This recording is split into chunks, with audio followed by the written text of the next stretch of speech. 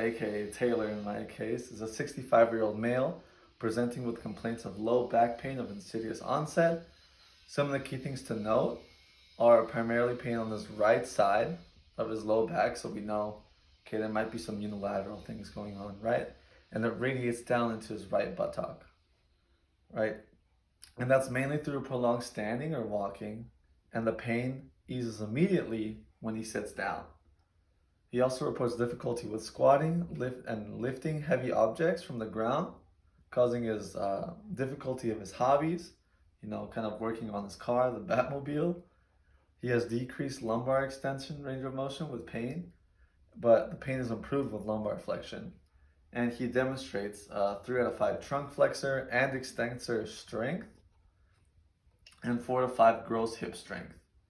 Upon observation of standing posture, we noted decreased lumbar lordosis and poor pelvic control during squatting. So there's a couple key things to take away from here. We start to think of what might be affected, right? The most obvious thing that he told us specifically that was causing him problems was his pain in his low back, right? So we're starting to think of the positions where he's trying to, or where he feels that pain more, right? So we know when he's, prolonged standing or walking, so very upright posture seemed to cause him discomfort and long periods of time. And his comfort position really is, kind of a flexed position, right? So that gives us a hint as that, okay, there might be some range of motion deficits, right? Some tightness or weakness of the hip flexors, which causes him relief when he comes from an extended position to a more flexed position. So that's just one thing to keep in mind. We also see lumbar extension deficits, probably also again from the lumbar flexion restrictions that I was just talking about. We have weakness both trunk flexors and extensors. We have decreased strength in the hips, right? So one thing to note always is, trunk flexors and extensors can also be affected by hip musculature, right? So those accessory structures that kind of help tie everything together. So this is kind of not an isolated problem, right? We need to look at everything. The hips, the trunk, even the shoulders would be appropriate in this case. So we also noted decreased lumbar lordosis and poor pelvic control during squatting, right? And so that also clues us in that, in a squatting position, he's having a hard time kind of extending down, right? Because to do this motion, right, you require some flexibility in the hips and things. So, basically, we have this weakness, we have these problems with posture, stability, and from my guess, there's a lot of hip tightness or, hip flexor tightness, some kind of range of motion deficits that are causing, maybe prolonged extension of other muscles, causing weakness, or too much time in a flexed posture, also causing weakness and tightness in other areas. So it's pretty involved in multiple aspects, but for the most part, there seems to be some issues that are stemming from decreased, hip extension, decreased trunk extension. So we kind of just want to play around and see if, once we correct some of those range of motion deficits that I can probably foresee a little bit, if that kind of helps us stabilize everything once again. Once we stabilize, will there still be pain? Will the discomfort subside once we get everything in the proper ranges and also the proper strength? So these are just some things that are kind of going through my mind right now when I look at this case. All right, so we're going to start off with the beginning exercises here, and we're going to start off with something really simple. We want to promote more mobility and stability with these exercises because we did have that issues of probably tightness in the hip flexors, which in turn affects the strength of both the hip flexors and the trunk extensors and hip extensors as well. So first one we're gonna do is just a lunge stretch, right? So Taylor, if you can go ahead and look that way. You're gonna stagger 1 foot forward. There you go. Have a little half step with that back foot. There you go. And now all you're gonna do is drop your back knee straight down, right? Back knee straight down. Good. All the way down to the floor. And now your back knee is gonna come a little farther back. There you go. Now for this stretch, we're gonna try and stay upright as possible because we're going to lean forward. There you go. To where you can, and go ahead and hold that position. You feel that stretch coming down kind of like the side here. So this is the hip flexor stretch, and preferably, you can rest now if you want. Preferably we would hold this for about 5-second holds.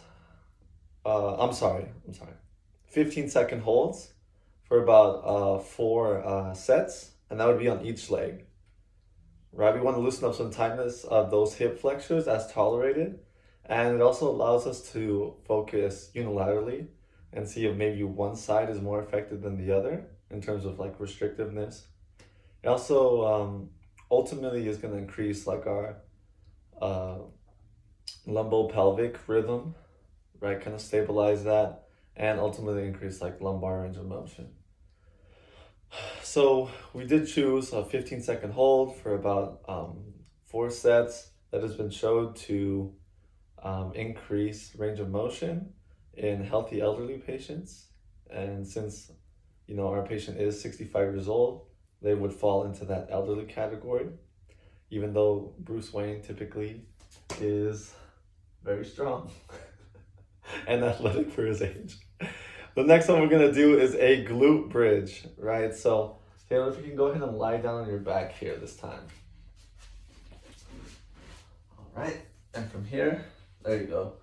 So you're gonna keep your feet flat on the floor, and from here, you're gonna try and straighten out that back, right? So lift those hips up, up, up, all the way. And now you're gonna hold it there, 5 seconds, right? 1, 2, 3, 4, 5. And go ahead and relax for 5 seconds. And that's gonna be our rhythm there, right? 5 seconds on, 5 seconds off. We're gonna do about, let's say 10 reps for about 3 to 5 sets. And this is gonna help promote glute activation for stability of the posterior chain. It also allows for more contraction of accessory trunk extensors.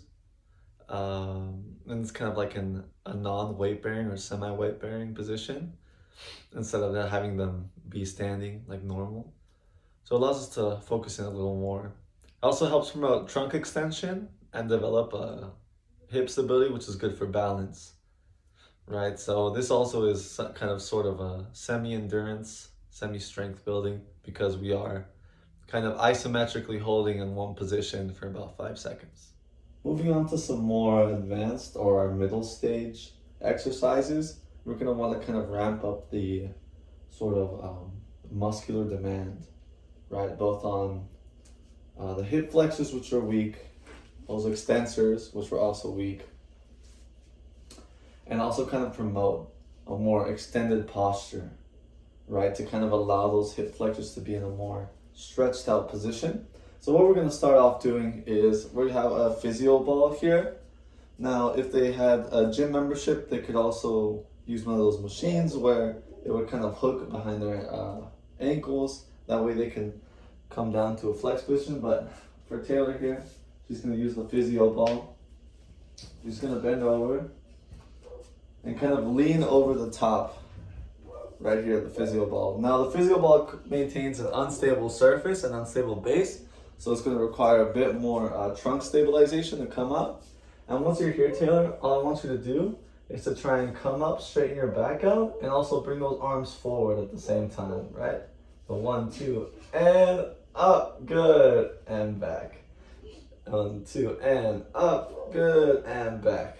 So one thing I'm doing here is as a therapist, you know, kind of running through them, I can help stabilize at the posterior thighs. That way she can kind of hook a little more. Ready, 1, 2, and 3.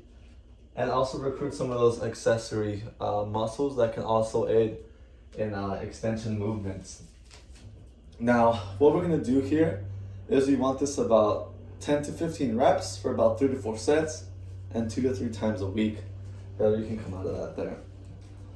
So what we're doing is we're increasing the demand on the thoracolumbar extensors to do work against gravity, right? Directly against gravity on an unstable base, as I mentioned before. So another important aspect of this exercise is not only the coming up, but the coming down as well, right? We don't want them to come up and plop right over. We want a nice steady descent, and that's gonna help eccentrically control, right, our extensors as well as we come down, right? So mainly strengthening of the posterior chain after we've kind of increased that range of motion from those beginning exercises. Now the next one we're gonna do is pretty simple, pretty straightforward, coming directly off of that beginning lunge stretch. Is now we're gonna do weighted lunges. So you can do this with or without weights to start off, probably without weights. So Taylor, you can kind of assume that same standing stance as before, right? 1 foot forward, 1 foot back. And now you're gonna make sure you're nice and wide here. And once again, just dropping down and all the way up. So one important thing here is try not to let your bottom knee touch the floor this time. All right, so coming down, nice and slow, and up. There you go. So with an upright base, we're kind of demanding more work required done from the quads, you know, some of those hip flexor stability muscles. And one thing we can do to kind of shift the focus onto our posterior chain is simply a change, right, in posture, right? So instead of coming straight up and down, now we can kind of tilt forward as we come down and up, right? That little bit of trunk flexion causes the extensors, the glutes, lumbar extensors to kind of be in a lengthened position. And because of that, are required to do more work, right, to come back into a normal posture that we had at the start. And so that one's going to be about 8 to 12 reps, about 2 to 3 sets, and 2 to 4 times a week. Right? One good thing about lunges as well is that, once again, we are doing unilateral strengthening of the hip flexors, right? So if one side or the other side was more affected, we can directly bring out those weaknesses, right, and attack those. Another good thing about these lunges is that, you know, our range of motion for extension should be increased by this point, right? We have gone through some mobility stuff, some things that promote that, you know, upright posture, some extension. So we've kind of gotten the extension a little bit to where we want it to be. So we want to also help promote, you know, hip flexors to do some kind of work as well. So this is also a very beneficial exercise in order to target both hip flexors and hip extensors, you know, maintaining upright stability, because we want to balance between front and back, right? If we're too strong in the front, we'll have that flexed posture, which is kind of what we were seeing, and we don't want too much back, right? Or else you'll also maintain an awkward posture. So now we're at our end exercises here, and we can kind of pick things up a little bit in terms of functionality, you know, being a little more specific in the movements that we want to do. And so we've strengthened a little bit, right? Both hip flexion, hip extension, kind of promoting an upright posture, good range of motion, right? To allow us not to have any weaknesses due to range of motion deficits. So what we're going to do here is kind of very combined movement exercise, right? It's very functional. So you could use this with a kettlebell, a dumbbell, or like a weighted bag like this. All we're gonna do is you're gonna put it down on one side of the patient, right? So if Taylor's here, I'd be like, okay, Taylor, all we're gonna do is gonna do a squat pickup. Right, so all that means is you're gonna squat down into position, right? Once again, try not to cause too much trunk flexion or too much, just straight leg. We want a nice combined motion, flexing here at the hip. There you go. Perfect. And now she's picked up the bag. That's step one. From here, you're gonna keep it on your right side, okay? Part of the challenge here is if it's weighted, right, you don't want them to kind of lean from side to side, right? You want a nice upright posture. And so from here to all you're gonna do is we're gonna walk forward 10 yards, right? So we're walking forward 10 yards, perfect. And now you're gonna turn around after those 10 yards, and then you can squat, right, to put that back down. So nice and slow, good.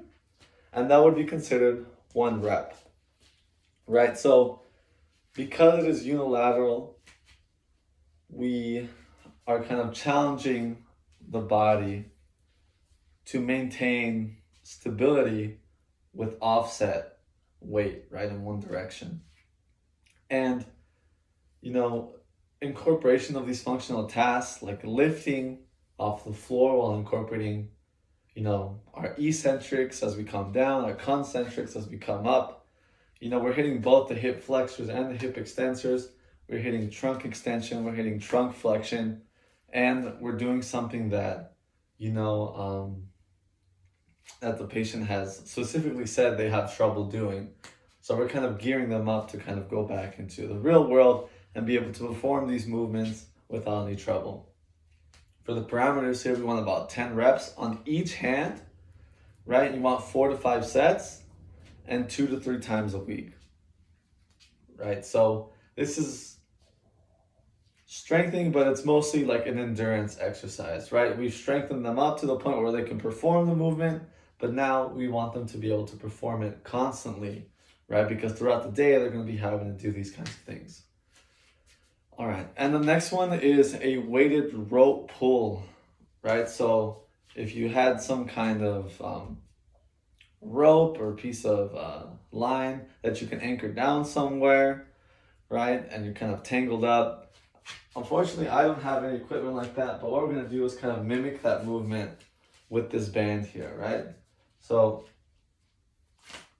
what I'm gonna do is just kind of hold it. I'm gonna act as the base. This is dangerous.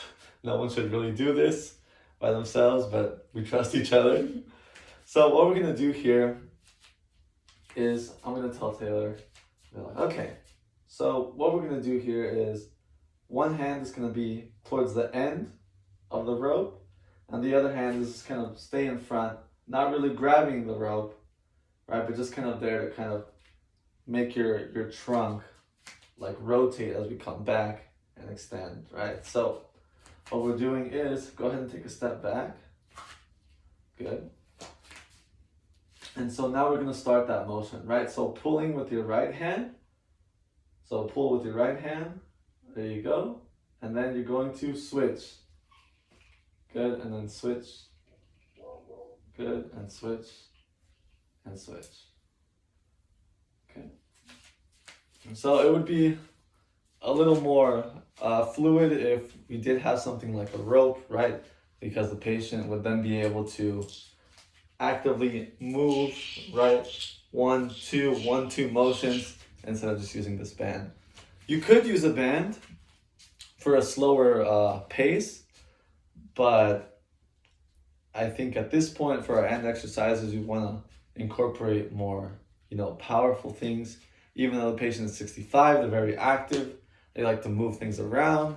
They like to work outside, so it's really important that, a pulling motion is not the thing that kind of re-injures them. So we want to strengthen both the extrinsic and intrinsic back musculature, as well as, being able to stabilize the body when pulling, heavy loads.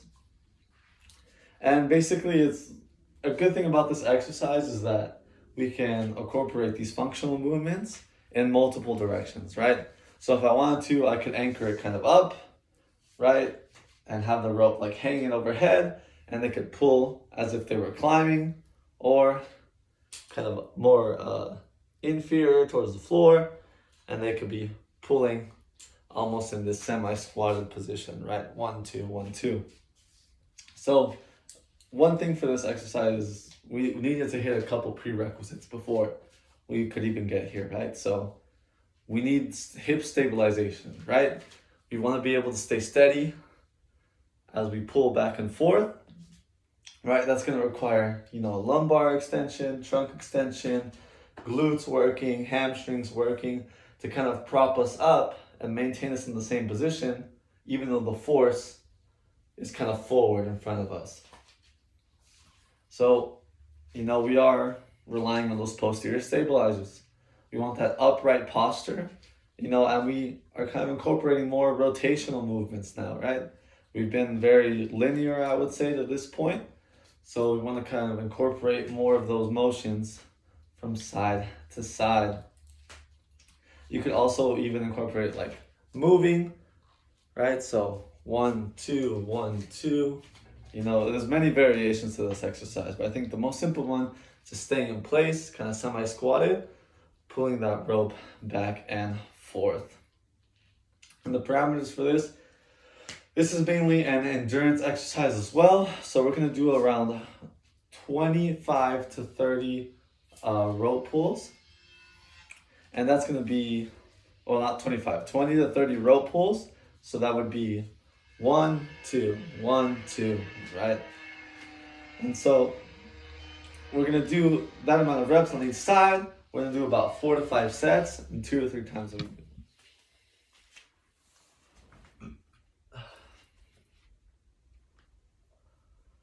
All right, so basically I'm just going to be telling you like why we're doing like these things. Okay.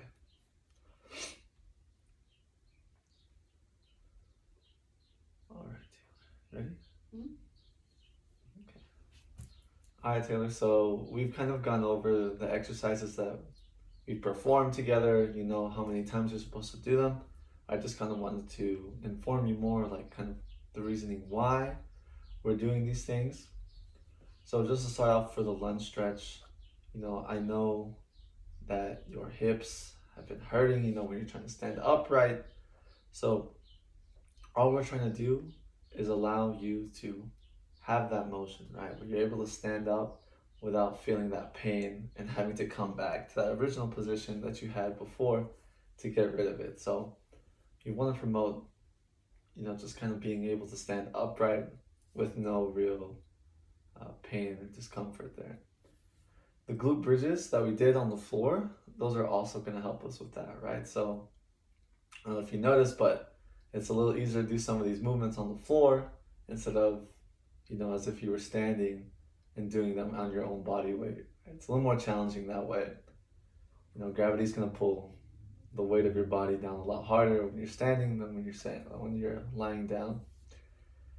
So once again, kind of the same idea for that one. Just want to be able to promote, that upright posture, which is really important for us. Being able to have the ability to be stable, right? And not being pulled in any one direction very easily, not feeling pain because we're doing any one certain movement.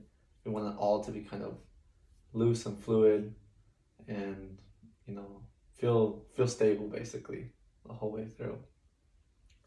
For those middle exercises that we did, the one where you were on the ball and you were coming up, so those were for the second step, right? With our first step was being able to move, first of all, without really feeling much pain. And now the second one is kind of focusing on strengthening within those movements, right? Within those ranges. So that's why we're doing some of those like Ys, right? We want to extend up and, have those back muscles working, have those butt muscles working, because they all help us stabilize all the time, even when we're standing. And so that's just one way that we were working on that. And also, lunges, it's a pretty common exercise, but I think it's very practical because it doesn't allow us to hide one leg through using the other one, right? So most of the things we've been doing have been kind of both at the same time. So when we're doing just one side at a time, it allows us to see the differences, right? It's like, okay, does it hurt more on the right side? Does it hurt more on the left side? Which one's weaker? Are they both the same? Are they different in every way? It's just a way of clearing that up. and also allowing them to withstand more weight at the same time, right? If you think about it, when we walk, when we're using the stairs, we're just using one leg mainly to do most of the work. And I know you've been having some troubles with those. So this is also a way of, strengthening our body enough so that we're able to do those motions at home without any problems. And those end exercises, right? The ones where you're picking up the weight or the bag, really the briefcase, those are our end stage ones because, we have the range now, we have some of the strength, but now we want to build upon that strength and kind of apply it to real world situations. And, I think it's pretty obvious when we do like a briefcase carry. I know you love to carry your briefcase around everywhere. So it's just a way of kind of, having familiar things in more challenging ways and using that to strengthen ourselves. So, same thing with the rope pulls.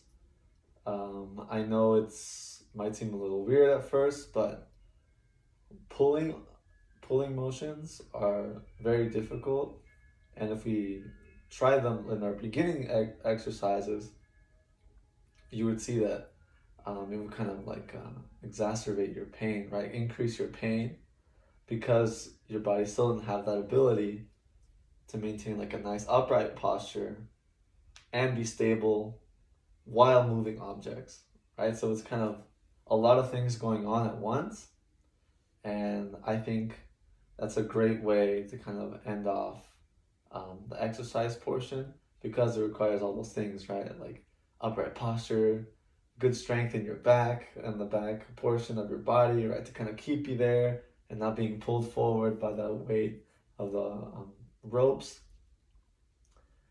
And it's also a great way that you can kind of vary it yourself, right? If you want to go more upright motions, downward motions, straight, even side to side, it's there's good ways to mix it up there and kind of hit different angles of the body, right? Because we don't always just want to hit one angle, right? We don't want to just be very linear, just moving forward and back because in everyday life, of course, we're reaching across, right, to grab things. So it's also important to incorporate some aspects like that into our